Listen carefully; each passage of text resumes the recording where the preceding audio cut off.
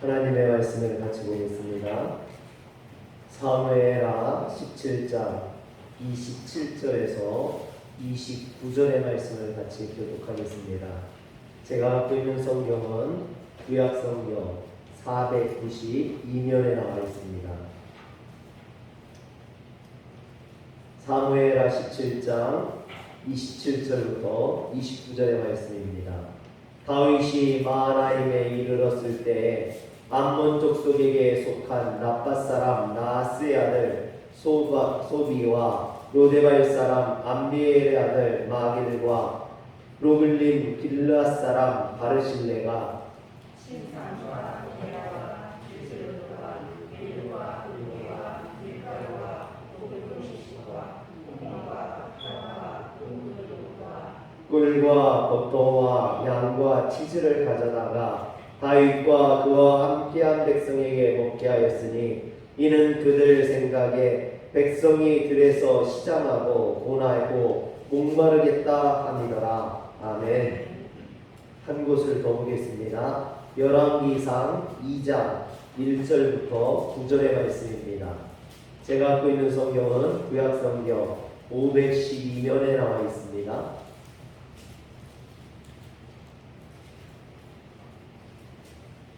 열왕기상 2장 1절부터 9절의 말씀입니다.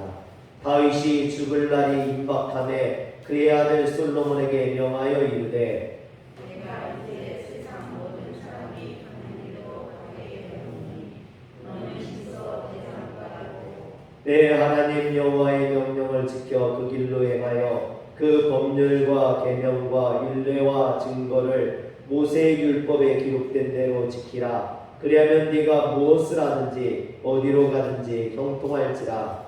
여호와께서 내게 대하여 말씀하시기를 만일에 자손이 그의 세상과 마음을 다하고 성문을 다하여 진실이 내 앞에서 행하면 이스라엘 왕의 올 사람이 네게서 끊어지지 아니하리라 하시는 확실히 그의 하시리라. 수르야의 아들 요압이 내게 행한 일 곧 이스라엘 군대의 두 사령관 넬의 아들 아브넬과 예델의 아들 아마사에게 행한 일을 내가 알거니와 그가 그들을 죽여 태평시대에 전쟁의 피를 흘리고 전쟁의 피를 자기의 허리에 핀 띠와 발에 신은 신에 묻혔으니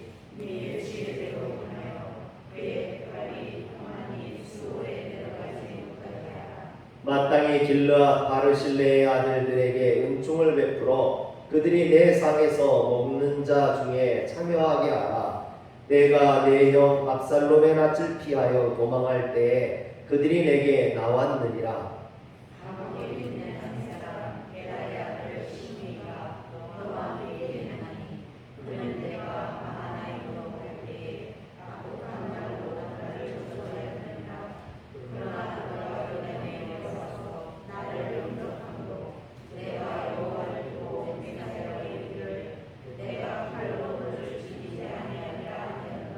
그러나 그를 무죄한 자로 여기지 말지어다.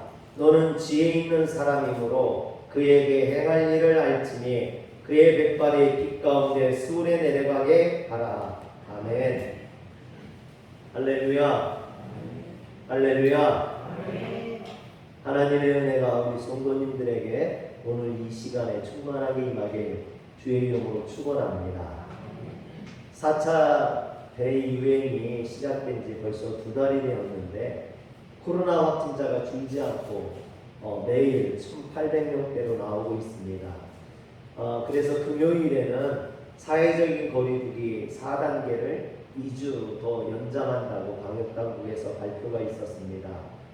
아마 우리 예배도 2주 동안 더 지금처럼 이렇게 10%만 모여서 예배를 드리는 구조를 계속 진행해야 되지 않나. 빨리 예배가 회복되기를 기다려야 할 것 같습니다. 그래서 저는 요즘에 꼭 고난주간을 보내는 것 같다라는 느낌이 듭니다. 주님이 6월절 어린 양으로 십자가를 지기 위해 예루살렘에 올라가셔서 고난을 받으셨던 것처럼 지금 우리가 보내고 있는 이 고난은 그런 고난이 아닌가. 그러나 한 가지 소망은요, 고난 주간이 지나면 뭐가 있어요? 부활절이 있죠. 여러분, 우리에게 부활의 하나님의 영광이 임할 줄 믿으시길 바랍니다. 이 고난의 시간이 끝나면 분명 하나님의 부흥의 때가 올 것입니다. 부활절처럼 기쁨의 예배를 드리는 날이 곧 오게 될 줄 믿으시길 바랍니다. 출애굽한 이스라엘 백성들이 홍해를 지나서 광야에 들어갔을 때 마라에서 쓴물로 인해서 고통을 받았습니다. 그러나 여러분, 이스라엘 백성들이 마라를 지났을 때 엘림의 12우물을 하나님께서 준비하고 기다리고 계셨거든요. 오늘 우리가 마라를 지나는 것 같은 이 고통을 당하고 있지만 이 마라가 지나고 나면 엘림의 12우물이 우리를 위해 예비되어 있는 줄 믿으시길 바랍니다. 그러므로 실망하지 마시고 포기하지 마시고 소망을 가지고 힘내시길 주의 이름으로 축원합니다. 오늘 읽은 열왕기상 2장에 보면 이스라엘 왕 다윗이 왕위에 오른 지 40년이 되었습니다. 나이가 이제 많아 죽을 때가 되었어요. 여러분, 그래서 다윗은 자신의 아들이며 왕위 계승자였던 솔로몬에게 왕위를 물려주면서 두 가지 유언을 하게 됩니다. 이제 왕이었던 자가 왕위에서 물러나면서 죽게 되어서 자신의 아들에게 유언을 하는 겁니다. 근데 그 유언이 무엇이냐면, 첫 번째 유언은 우리가 본 열왕기상 2장 2절과 3절에 보면 내가 이제 세상 모든 사람이 가는 길로 가게 되었노니 너는 힘써 대장부가 되고 내 하나님 여호와의 명령을 지켜 그 길로 행하여 그 법률과 계명과 율례와 증거를 모세 율법에 기록된 대로 지키라. 그러면 네가 무엇을 하든지 어디로 가든지 형통할지라 그랬습니다. 할렐루야. 여러분, 이것은 어떻게 보면 신앙의 아버지로서 자녀가 형통하기를 원해서 그 자녀에게 형통할 수 있는 방법을 설명해 주는 그런 말이라고 볼 수 있죠. 오늘 우리 성도님들이 나중에 자녀들에게 유언을 할 때도 꼭 이와 같은 유언을 하시길 주의 이름으로 축원합니다. 이것이 자녀가 형통하기를 원한다면, 그 자녀가 하나님의 복받는 자녀가 되기를 원한다면 반드시 해야 될 그런 유언입니다. 그런데 이처럼 첫 번째 유언이 신앙에 대한 유언이었다면, 그 다음 두 번째 유언은 왕으로서 그 어떤 자기의 자녀에게 왕이 지켜야 될 도리라든지 아니면 정치적인 어떤 노하우나 또는 국제 정세에 맞는 외교에 대한 그런 유언을 해줄 법도 한데, 두 번째 유언을 보니까 개인적인, 다윗에게 있어서 개인적인 유언을 솔로몬에게 부탁하는 것을 보게 됩니다. 즉, 그들이 이전에 다윗에게 행했던 어떤 행동에 대한 도움을 하라는 거예요. 여기 보면 수르의 아들 요압과 길르앗 사람 바르실레와 바울인 베냐민 사람 게라의 아들 시므이에게 어떠한 일을 행하라고 부탁을 합니다. 그런데 그 일을 보면 두 가지로 나누어지는 것을 보게 됩니다. 첫째는 다윗에게 악을 행했던 요압과 시므이에게는 심판을 내리라고 솔로몬에게 부탁을 하고, 또 다윗에게 선을 베풀었던 바르실레에게는 그것에 대해 보상하라고 솔로몬에게 유언을 하는 것을 보게 됩니다. 오늘은 그 중에서 바르실레에게 행했던 그런 것을 살펴보면서 우리 성도님들과 함께 은혜를 나누고자 합니다. 바르실레가 사는 곳은 길르앗이에요. 예루살렘에서 동쪽으로 약 200km 정도 떨어진 요단강 건너편에 있는 조그만 시골 마을입니다. 그런데 한 나라의 왕이었던 다윗이 죽어가면서 이처럼 길르앗이라는 시골에 사는 바르실레라는 사람을 기억했다라는 것도 놀랍지만, 그 바르실레를 위해서 자신의 아들 솔로몬에게 부탁을 한다라는 거죠. 열왕기상 2장 7절에 보면 바르실레의 아들들에게 은총을 베풀어 그들이 내 상에서 먹는 자 중에 참여하게 하라라고 부탁을 합니다. 여러분, 다윗이 어떤 왕입니까? 이스라엘의 최고의 왕이에요. 여러분, 하나님 마음에 합하다가는 그런 왕입니다. 전쟁에 능하고 늘 승리했던 왕입니다. 그런데 이런 다윗이 왕이 되기까지 얼마나 많은 사람들이 다윗을 따라다녔습니까? 얼마나 많은 사람이 다윗을 도왔습니까? 또 다윗 앞에서 얼마나 많은 사람들이 큰 공들을 세웠습니까? 그런데 다윗이 지금 죽어갈 때 그 모든 사람들을 빼놓고 이 바르실레를 기억했다라는 거죠. 도대체 바르실레가 어떤 사람이었기에 다윗이 기억하는 사람, 다윗이 죽어가면서도 그 아들에게 도움을 하라고 축복을 하는 그런 사람이었느냐라는 거죠. 오늘 우리가 바르실레와 같은 그런 사람이 되시길 주의 이름으로 축원합니다. 기억되어지는 사람, 그래서 축복을 받을 수 있는 사람, 여러분들이 그런 성도들이 되시길 주의 이름으로 축원합니다. 바르실레는요, 어려운 자를 섬겼던 사람입니다. 다윗이 아들 압살롬의 반역으로 인해서 예루살렘을 버리고 요단강을 건너 길르앗 땅 마하나임까지 도망가는 신세가 되었을 때 이 다윗을 위해서 공개를 했던, 다윗을 섬겼던 사람이 바르실레입니다. 그런데 이 압살롬이 반역을 하자 사람들이 다윗을 버렸거든요. 사실 다윗 주변에는 많은 사람들이 있었습니다. 다윗에게 아부도하고 다윗에게 잘 보이려고 하고 많은 사람들이 다윗을 이렇게 섬기고 잘 보이려고 했는데 막상 압살롬이 반역을 했을 때는요, 늙었던 다윗을 버리고 사람들이 압살롬을 따랐다라는 거죠. 그리고 뿐만 아니라 자신이 섬겼던 다윗을 오히려 죽이려고 했습니다. 그래서 다윗은 배신감에 눈물을 흘리면서 먹을 양식도 없이 급히 예루살렘을 빠져나와 도망가야만 했습니다. 그런데 이처럼 모든 사람들이 배신하는 이때 다윗이 마하나임에 이르렀을 때 바르실레가 다윗에게 밀과 보리와 볶은 곡식과 꿀과 버터와 양과 치즈를 가지고 나와서 다윗을 맞이했다라는 것이죠. 이처럼 바르실레가 다윗을 섬겼을 때는 다윗이 권좌에 앉았을 때가 아니라 권좌에서 쫓겨나 생명의 위협 가운데 도망갈 때라는 겁니다. 여러분, 사람들이요, 권세를 가지고 있거나 또는 둑이나 힘을 가지고 있는 사람들한테 굽신거립니다. 그들에게 잘 보이려고 하죠. 왜? 그들에게 어떤 도움을 받기 위해서.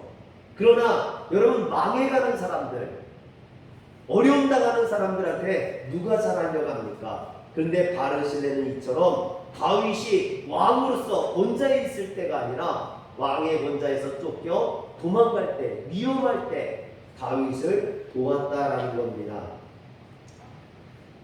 이처럼 바르실레의 섬김은 그래서 어떤 이익을 바라고 섬기는 섬김이 아니라 순수한 마음에서 우러나오는 참 사랑으로의 도움이다라는 거죠. 그래서 그 도움을 다윗이 오랫도록 기억하고 잊지 않고 보호를 했던 겁니다. 조선의 복음을 전하기 위해서 공식적으로 첫 선교사가 아펜젤러와 언더우드 선교사입니다. 1885년 부활절 아침에 제물포항에 입국을 했죠. 이때 미국 감리교회 소속이던 아펜젤러는 26살밖에 되지 않았어요. 그러나 그가 26살의 젊은 나이에 자신의 인생을, 자신의 평생을 조선을 위해서 바치겠다고 결심을 하고 조선에 들어와서 교회를 세우고 학교를 세우고 병원을 세우죠. 그래서 상동제일교회나 또는 그때 당시에 이화학당, 배제학당, 병원들, 세브란스 병원 이런 것들이 세워지게 됩니다. 그런데 그가 이처럼 조선을 위해서 힘쓰고 애쓰다가 그가 44세가 되었을 때 목포로 복음을 전하러 갔다가 선박 충돌 사고를 당하게 됩니다. 그리고 이화학당 여학생들 둘이 물에 빠져 죽는 것을 보고 뛰어들어서 그 여학생들 2명을 구원하고 자기는 지쳐서 물에 빠져 죽게 되죠. 그때 순교를 하게 됩니다. 이처럼 그는 조선을 위해 살다가 조선을 위해 죽은 그런 선교사였습니다. 그가 이렇게 순교했을 때 미국의 많은 사람들이 그를 회고하기를 그의 당당한 풍모와 지식과 영성이 미국 교회에 꼭 필요한데 그는 조선을 위해서 순교했다고 해석해 했습니다. 그의 죽음을 추모했죠. 그러나 그의 희생이 결코 헛되지 않은 것은 그의 핏값으로 한국교회가 부흥을 이룰 수 있었고 우리 감리교회가 이렇게 든든하게 설 수 있는 버팀목이 됐던 겁니다. 뿐만 아니라 그의 사랑의 실천은 한국 기독교 역사에서 잊혀지지 않고 영원히 기록될 것입니다. 이처럼 바른 신뢰나 또는 아펜젤러처럼 사람들에게 선하게 기록되는 사람들을 위해서 선한 아름다운 희생으로 기억될 수 있는 사람은 복된 줄 믿으시길 바랍니다. 오늘 우리가 다른 사람들에게 악한 자로 기록되는 것이 아니라 이처럼 선한 자로 아름다운 선을 베푸는 자로 기억되시길 주의 이름으로 축원합니다. 두 번째로 바른 신뢰는요, 자기에게 닥친 위험을 알고도 다윗을 섬겼습니다. 바른 신뢰가 다윗을 섬긴 것은 보통 용기라고 볼 수 없죠. 여러분, 바른 신뢰에 섬기면 자기에게 위험이 닥칠 수도 있다라는 그런 것을 인지하고도 섬긴 것이었습니다. 바른 신뢰는 길르앗 지역의 유지였습니다. 상당한 재력가였고 부자였죠. 그런데 이처럼 한 지역의 유지는 권력자들의 눈치를 보지 않을 수 없습니다. 왜냐하면 자신의 지위나 부귀를 유지하기 위해서는 권력자들과의 유대를 돈독히 할 필요가 있었죠. 그렇다면 지금 당장 이스라엘의 최고 권력자가 누굽니까?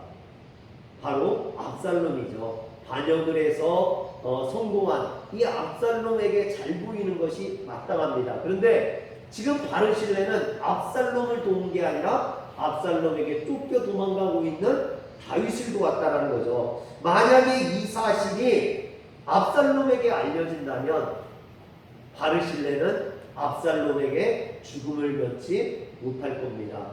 실제로 여러분, 다윗을 도왔다가 죽었던 사람 있죠. 사무엘상 21장과 22장에 보면 다윗이 사울에게 쫓겨 숨을 곳이 없을 때 높당에 있던 제사장 아히멜렉을 찾아갑니다. 그리고 아히멜렉에게 사울이 보내서 왔다고 거짓말을 하죠.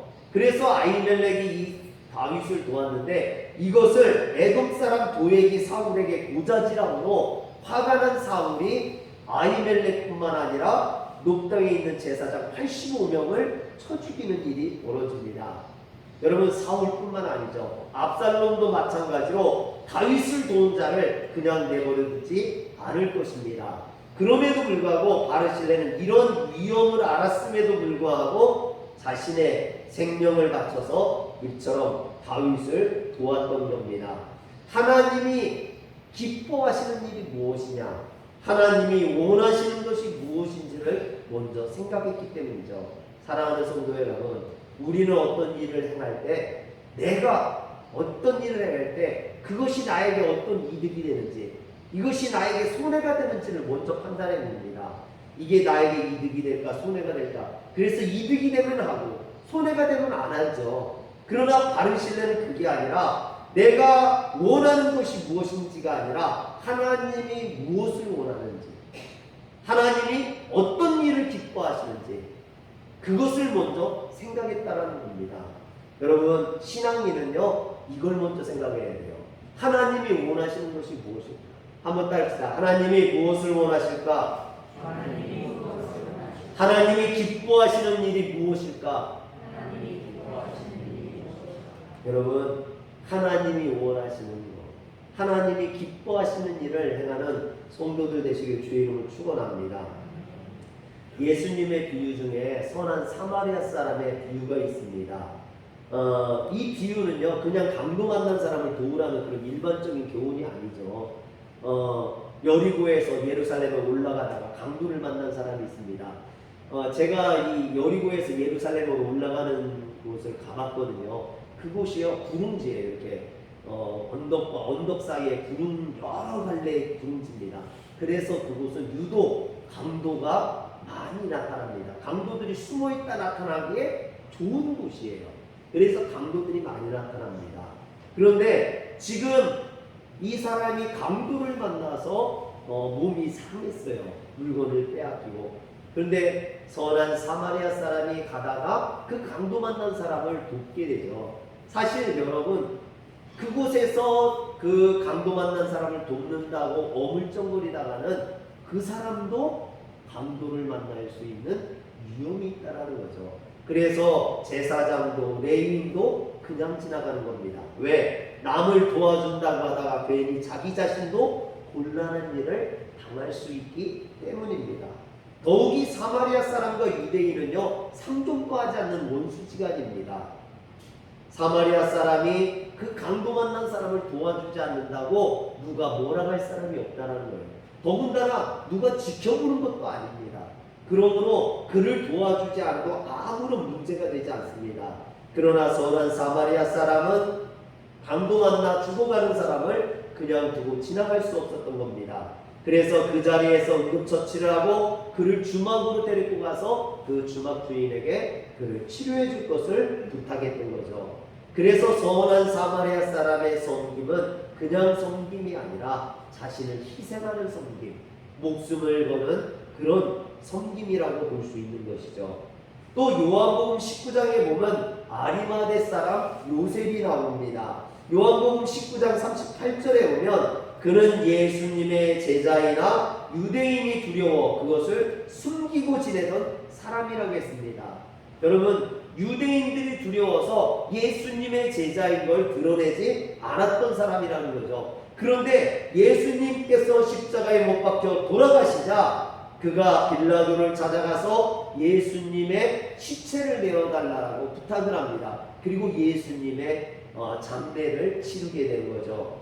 그런데 여러분 한번 생각해 보세요. 당시 상황을 보면 많은 유대인들이 예수님을 십자가 못 박아 죽이라고 외치던 때입니다. 또 유대 종교 지도자들과 바리새인들과 사두개인들이 무슨 수를 쓰든지 예수님을 해하려고 혈안이 되었던 때라는 거죠. 그런데 이런 때에 나서서 예수님의 제자라는 걸 드러낸다는 것은 위험할 수 있는 상황입니다.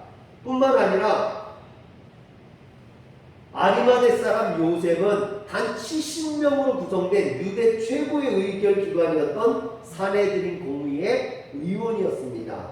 여러분, 이처럼 권력과 명예를 가지고 있는 사람이 죄수인 예수님의 제자라고 한다면 그가 지금까지 누리고 있던 그런 부귀와 영화, 명예 이런 것들을 한순간에 다 잃어버릴 수 있다는 거죠. 더군다나 여러분, 지금 사형에 처해진 그 예수의 제자라는 게 알려지면 예수당이라고 해서 아리마대 요셉도 생명의 위협을 느낄 수 있는 그런 위기라는 겁니다.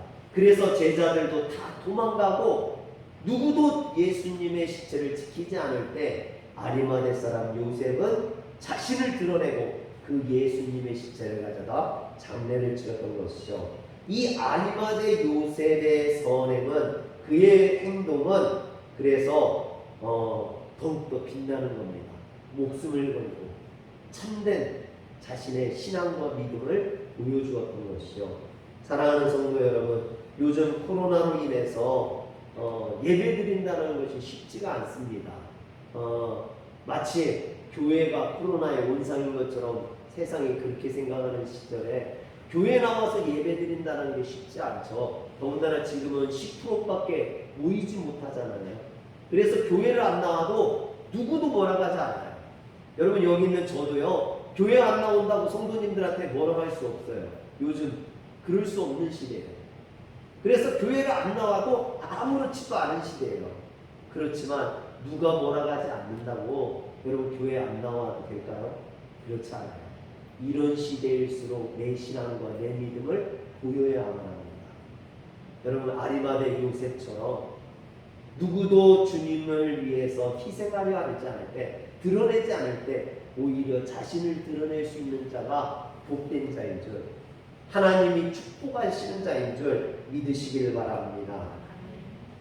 바르실레의 섬김은 그래서 조건 없는 섬김이었습니다. 다윗을 섬기면서 비록 지금은 다윗이 도망다니고 있지만 나중에 이 다윗이 압살롬을 물리치고 예루살렘을 환궁했을 때 자신이 무슨 한 자리를 차지하려고 이득을 보려고 도와준 게 아니라는 것이죠. 여러분 어떤 이득도 기대하지 않고 도왔다는 겁니다. 그래서 다윗이 압살롬의 군대를 물리치고 다시 왕권을 회복하고 예루살렘을 환궁하기 위해 돌아올 때 다윗은 바르실레에게 이야기합니다. 사무엘하 19장 33절에 보니까 너는 나와 함께 건너가서 예루살렘에서 내가 너를 공개하리라 합니다. 이 얘기가 뭡니까? 다윗이 바르실레에게 너 나하고 같이 예루살렘으로 가자. 내가 너를 평생을 책임져 줄게. 이렇게 이야기하는 겁니다. 그런데 바르실레는 이 다윗의 호의를 이런자에 거절합니다.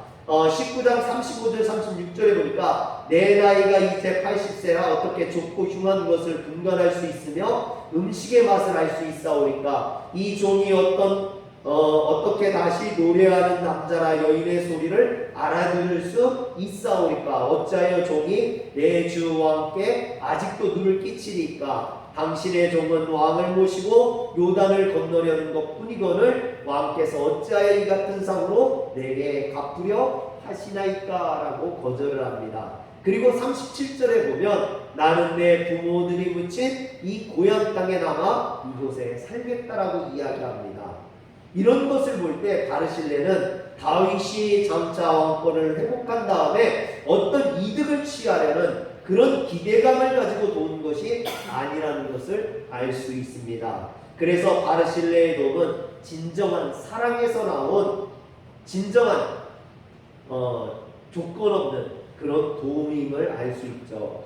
이 세상에 가장 진한 사랑, 진지한 사랑, 진심을 어린 사랑은 부모의 사랑이죠.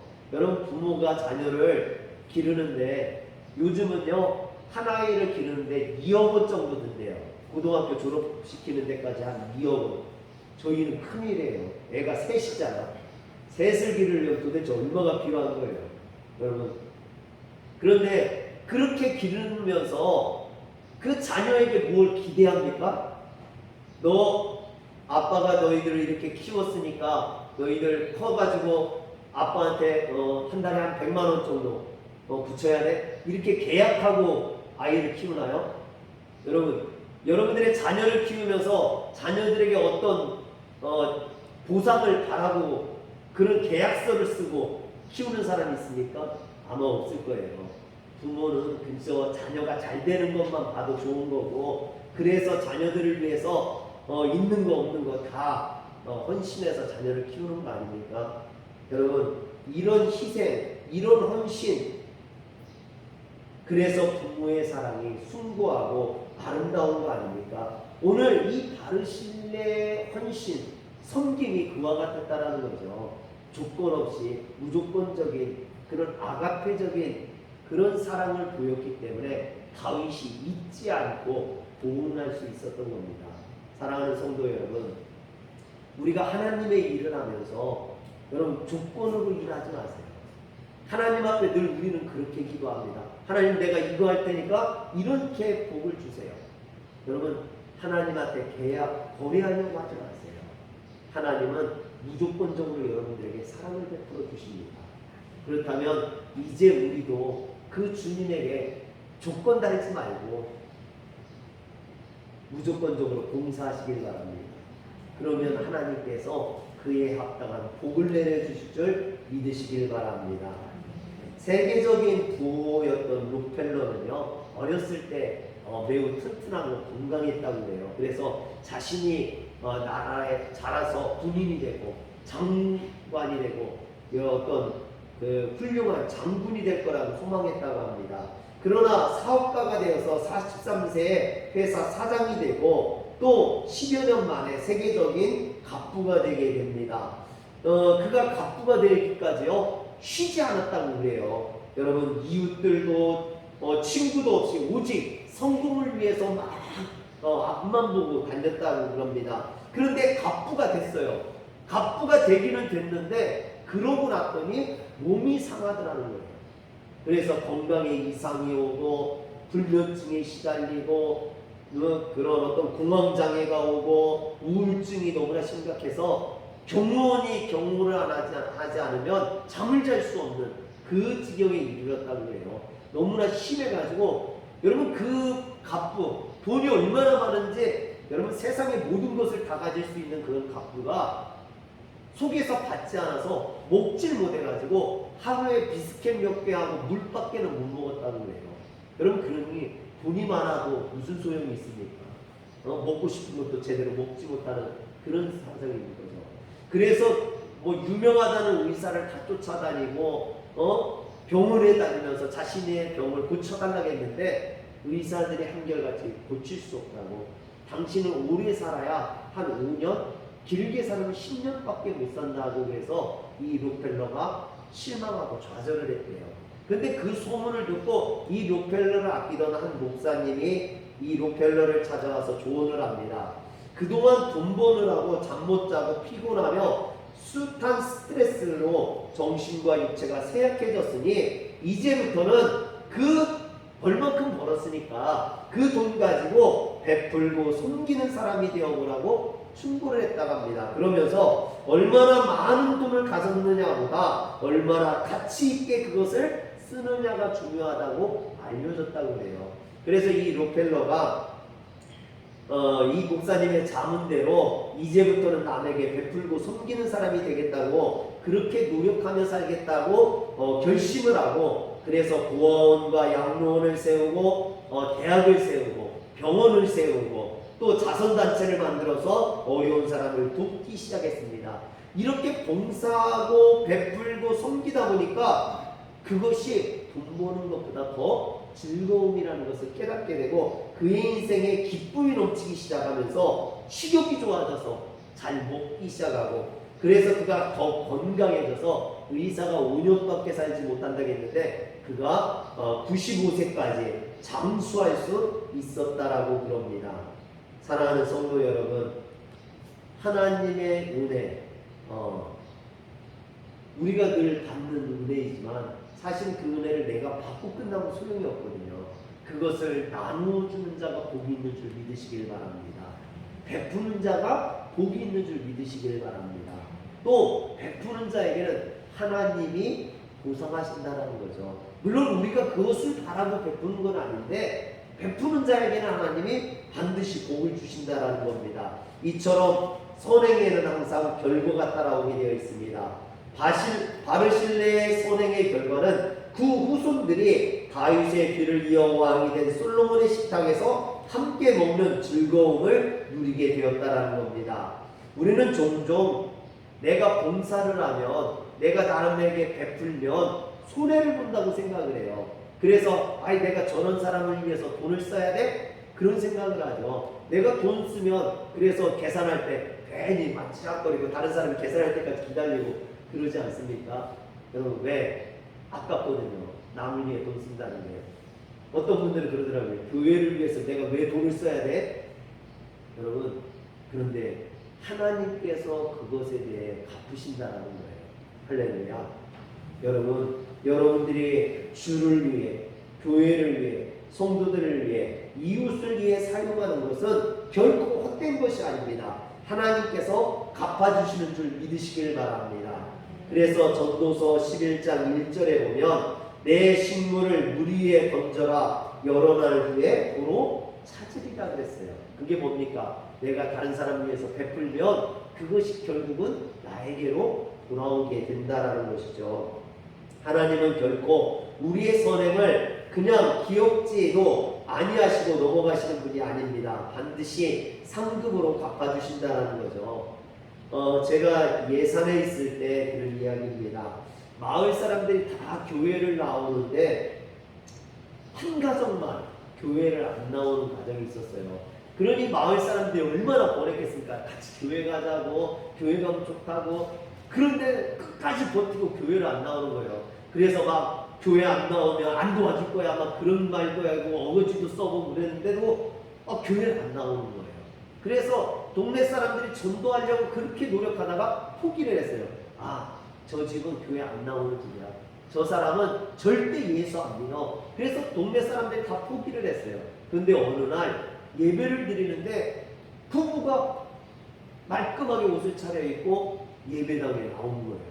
그러니까 동네 사람들이 다 놀란 거죠. 그래서 예배가 끝나고 아니 어떻게 교회 나오게 되냐고, 아니 누가 교회 데리고 왔냐고. 여러분 아무도 데리고 온 사람도 없는데 자기 발로 교회 나온 거예요. 그래서 그분이 얘기를 하는데, 그분이 이제 예산에 사과 농사를 짓는데 사과 농사를 지어가지고 길 옆에서 이제 조그맣게 이렇게 조립식으로 져놓고 거기서 파는 거예요.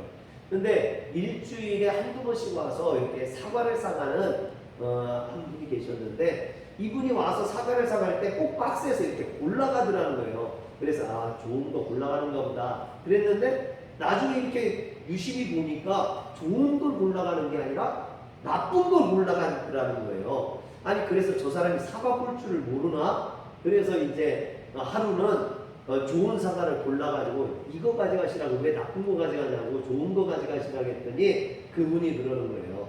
저는 가서 금방 먹을 거라 조금 덜 신선해도 조금 나빠도 괜찮습니다. 저는 괜찮으니까 좋은 건 놔뒀다가 다른 손님들 오면 주세요. 저는 요거 가져가도 괜찮습니다. 그러고 나쁜 걸 오히려 골라가더라는 거죠. 이 사람이 충격을 먹은 거예요. 자기가 사과 농사를 져서 장사를 하면서 그런 사람을 본 적이 없다라는 거예요. 그래서 그 사람을 마음속으로 이제 좋게 본 거죠. 그리고 나중에 이렇게 얘기하다 보니까 그분이 교회 다니는 장로님이라는 거예요. 그러면서 그분이 당신도 사장님도 교회 다니세요. 교회는 너무 좋은 곳입니다. 그러더라는 거죠. 그런데 그 말에 와닿은 거예요. 아 이런 분이 다니는 교회라면 나도 한번 가보고 싶다라는 생각이 들었던 거예요. 그래서 두 부부가 얘기하고 우리도 한번 교회 가보자고 교회에 나오게 됐다는 거죠. 사랑하는 성도 여러분, 전도가 뭡니까? 전도는요 사랑이에요. 사랑을 베풀었을 때, 섬겼을 때 거기에서 맺어지는 열매가 전도예요. 여러분 이론적으로 논리적으로 다른 사람을 둔복시킨다고 전도되지 않습니다. 그래서 전도는 명사가 아니라 동사라고 그러죠. 여러분 이처럼 우리가 사랑을 베풀어서 그 열매로 영혼을 구원할 수 있다면 얼마나 감사한 일입니까? 오늘 우리의 섬김이 이와 같은 섬김이 되시길 주의 이름으로 축원합니다. 어떤 대가를 바라고 보상을 바라고 누가 알아주기를 원해서 사람들이 나를 칭찬하길 바라서 하는 섬김이 아니라 정말로 내가 아무런 조건도 없이 베풀고 나누다 보면 여러분 거기에서 하나님의 축복도 받게 되고 또 그것에 대한 열매도 열리는 줄 믿으시길 바랍니다. 그래서 우리 화련교회 성도님들은 이런 바르실레와 같은 성도들이 되었으면 좋겠습니다. 조건 없이 사랑으로 나누고 베풀고 섬길 수 있는, 그래서 여러분들의 섬김과 나눔이 하늘의 큰 복으로 여러분들에게 임하고 또 교회에는 그것으로 전도의 열매가 맺혀지는 그런 일이 있기를 주의 이름으로 축원합니다. 기도하겠습니다. 전능하신 하나님, 우리의 섬김에 열매를 맺혀 주시옵소서. 우리가 주를 위해서 헌신하고 수고하는 것이 헛되지 않게 하시고 그것이 곧 영혼 구원의 열매로 맺어져서 하나님 나라의 상급이 되게 하여 주시옵소서. 우리 주 예수님의 이름으로 기도합니다. 아멘.